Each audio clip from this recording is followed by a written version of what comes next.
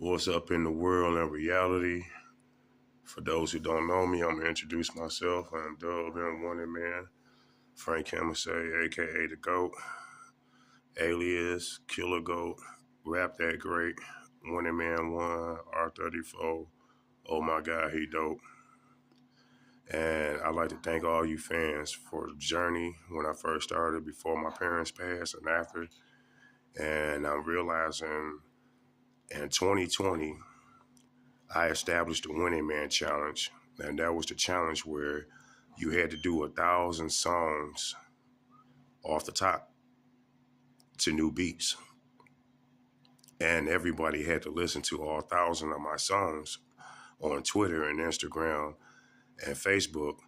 So that's solidified right then and there that I'm the first and only rapper to record over 1,000 songs in 1 year, and it tells it that in 2020 during pandemic, I created the Winninman Challenge. So I am the original founder of that. Freestyle Sunday, me and Young OG Productions, known as J Murder X, we are the original co-founders of Freestyle Sunday. And I'd like to thank y'all for my freestyles that I submitted to BET, and everybody said that they was legendary, and my lyrical fortitude was forcing rappers not to be in my tier. So a lot of shows like Hot 97 and everything else got canceled due to the freestyle and abilities that I brought to show that when I battled Mark Coaster in bars, Battle League, that was my debut event. He didn't believe me when I told him I was going to drop an album on him. So once I beat him, it solidified right then and there that everybody that's freestyling off the top quit being scared to versus people with the pen. And I'm one of the first rappers to do that. And actually, they said I body bagged the guy so bad that it dropped his status in the Battle League performance overwhelmingly, because I was a newcomer, and newcomers usually have to go through years and put in work and stuff like that. They said that I ain't got to say. They said that you can look at it yourself, and they'll tell you on Google and everything what I did and give you the definitions. And thanks to DJ Premier for allowing me to rap over his material, and that solidified me as a lyricist and a threat in the rap game, in the culture of rap and hip hop. And the way I started doing videos, as you see, it's a white wall behind me. And I came with the concept of you hear the beat, you see the MC, hear the lyrics, and hear the music. So I put that content in a more format, and they stand by me and other rappers doing that. Those who had did the 100 freestyle challenge, we had took and rap past the mainstream level of what dopeness and what everything should be. And I noticed that since 2020, it's been still a battle between the industry and underground artists. But we all know if you got enough fans and you sell T-shirts and merchandises, you're going to make more money than an artist that's on the label or signed to a deal. Now you don't have to tour and stuff like that and have your life in danger, because it seems like now if you do sign a deal to a record label, you're going to the prison that they're running, or you're going to end up dead and they're going to get the insurance policy and they're going to make your money off of you dead or alive. Or if you a dope MC or not, like you signing your name on that dotted line to guarantee them money off of your death or rights to your music and everything. So I kind of happy that I am a pioneer in that aspect. And right now, MCs is out there that's rapping. I'm up there listening to y'all. You know, y'all gonna find yourselves and y'all gonna recreate yourselves and redefine yourself, because y'all don't have no standards to go by. You know, if Ice Cube wanted me on his album, he'll come get me. You know, stuff like that. And that's why I say, rappers, you out here writing raps and not understanding you wrote something that another person that wrote, or 50 or 100 people got the same line copyrighted. So it's like, really can't no rapper spit it. So I make sure I listen to all rappers so I don't say what they say. And if I say something similar to what I say, it's going to be worded where like I came out with it first, and then they was the reference after me and said it. So that's how you got to send a trajectory with rap. And I had fun with it, and I call myself leaving it alone. But now I'm realizing everybody wants me to drop another EP. Shout out to Solo Man, Reek the Reaper. He had did my album and a couple EPs for me before my parents had died and after they died. So now I got a song out on Spotify and Apple Music and stuff like that. So now I'm completely an artist. And the Coast to Coast contest and the rap contest that I entered, I thank all y'all and the A&Rs and everybody for giving me the opportunity to show my talent. But the problem I have with now is everybody's trying to do what I already done. And I kind of rearranged rap with the hashtags. You know, I was the original founder of Retweet the Heat on Twitter. You know, I'm also Winninman 1 on Twitter and also the greatest rapper in history on Twitter. And also on Instagram, I'm the Go to Rap 4. And on Facebook, I'm myself, Frank Woods, the GOAT. But anytime they say something about me, it's going to be associated with Frank Hemelsay or the GOAT. And right now, I'd like to take this time to tell a lot of you MCs out there, I've been waiting on some lyrical battles, but I'm really don't consider myself a battle rapper.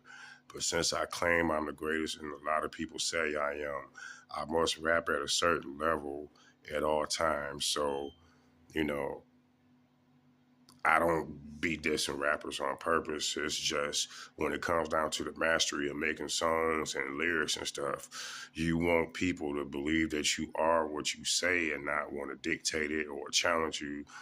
And y'all call me the killer goat. I give y'all thanks for that.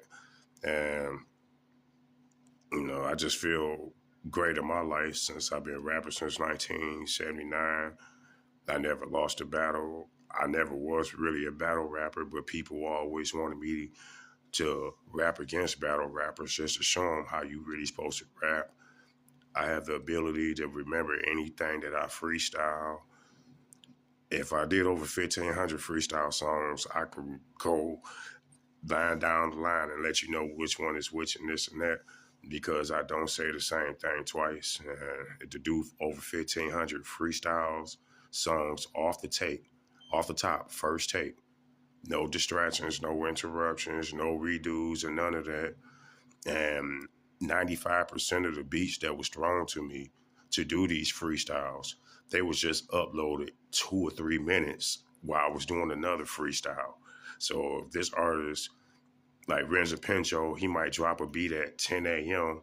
By the time 10:06 is done, I done freestyled it off the top. Never listened to the beat or anything, but I don't listen to nobody beats to study the beat because I got it to a point where now I know how the sound or the song, how it's gonna go just off a snare or a tick or that pause. If you put that in the beginning of a song, I know how to start it off.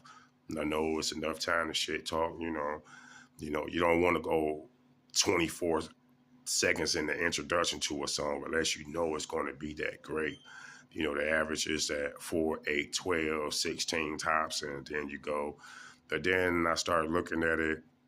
I was rapping against the AI intelligence, and sometimes when I be putting bars out there, writing them out on them, they'll send it to a website site called battleai.com.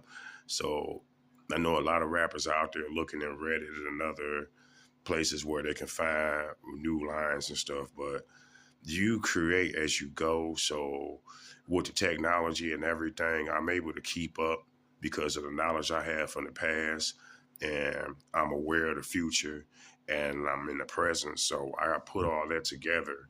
So it's like the before, the now, and the after. So now y'all saying that I exceeded the 7th level of industry mainstream rap to be considered GOAT, and now I'm a level 8. So that means I'm beyond the level of a GOAT.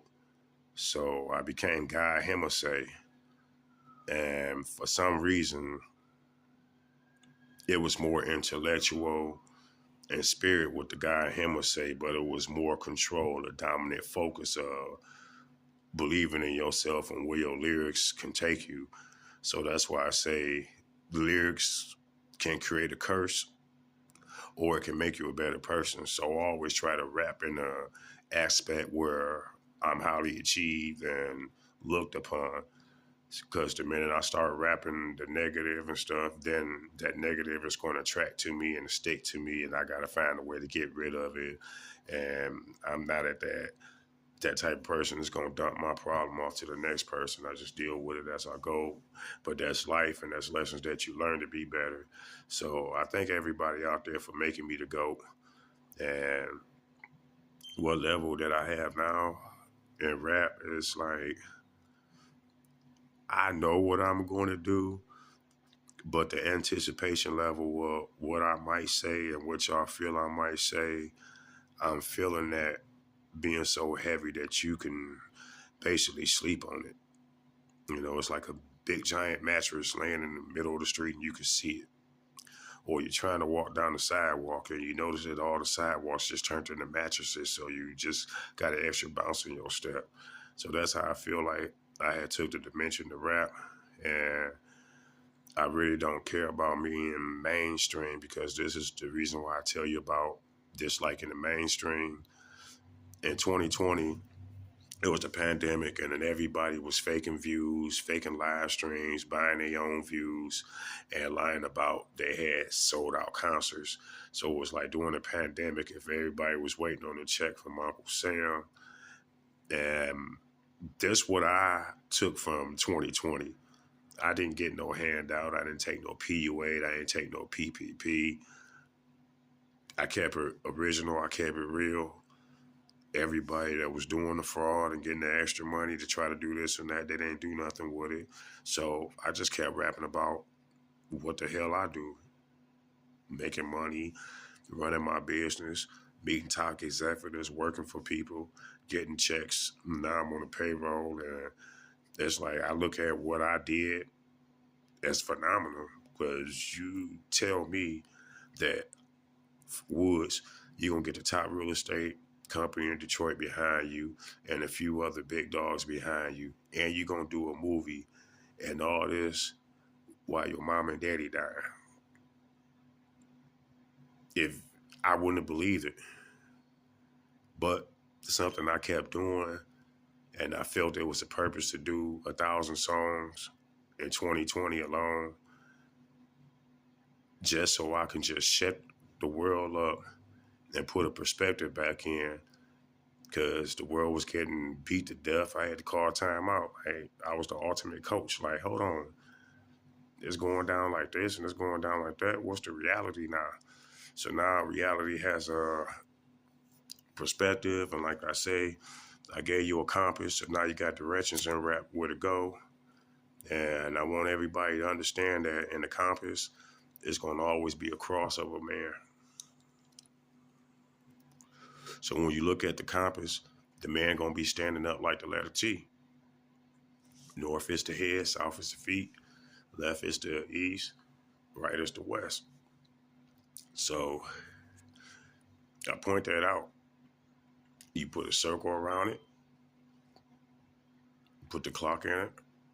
Now you got a pendulum. Now you got a graph and a dynamic system where you can just always keep going in a circle, in a loop, or a straight line to another loop back to the beginning. And that's what hip hop and rap is. It's a evolving technology that don't require machinery or money. Like, if I would have believed that everybody told me that, hey man, you can't rap unless you got money and this and that, I still would have been rapping. So that's why I try to tell people, don't let nobody tell you what they feel. And a lot of people that be like, oh man, I can rap better than you. Go ahead and do it. I've been waiting for everybody, the legends. I'm the only MC. When KRS-One called out all the MCs, I went right to his post on Twitter and said, I can see you. And there was no feedback. But it was a respect with all the artists on Twitter. that everyone that called out. The only person that really disrespected me on Twitter was King Los. So how you doing, boy? Got your career handed to you by me and then the Puff Daddy thing. So I understand that now you're coming back to the sense of real rapping and trying to earn the fans' respect again. But like I say, anybody that signed with Bad Boy Records was a suspect to begin with, all because Royce the 5'9" admitted that he was Biggie's ghostwriter. So that's why Biggie cannot be the greatest rapper out here if Royce was his ghostwriter. So if Royce was writing for Bad Boy before King Los appeared, and then Royce didn't have to sign with Bad Boy to be a dope MC and still make his money and stuff. So that's why I look at the difference between Royce the 5'9" and King Los. Also, we all three was in the same video with Paige Kennedy, Welcome to Detroit. So that's why I say in 2017, that was my debut in Paige Kennedy video as the GOAT of rap. And a lot of people saw me disappear in the video like I was supposed to be dead. But I looked at it like this. I don't want the line life that Paige Kennedy had.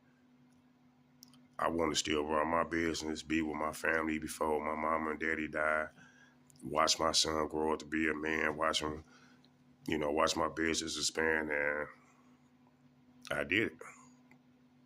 It was a hard path, but I did it. Didn't have no help, but I did it. But I couldn't ask for help. As a business owner, they're going to say, hey, you got a way to make money. What you asking me for money for? So that's why I say I'm to myself always because I'm supposed to be. I got loved ones out here. And I know y'all ready for me to drop some heat. So I'm going to drop some heat. I might drop an album before New Year's. Or on New Year's Eve, I might drop an album. But y'all stay tuned and hit me up and let me know how y'all feel about rap and hip-hop and where we can go from there. And I'd like to thank everybody else out there that's doing what I'm doing. I look at it as we are mentoring people who's living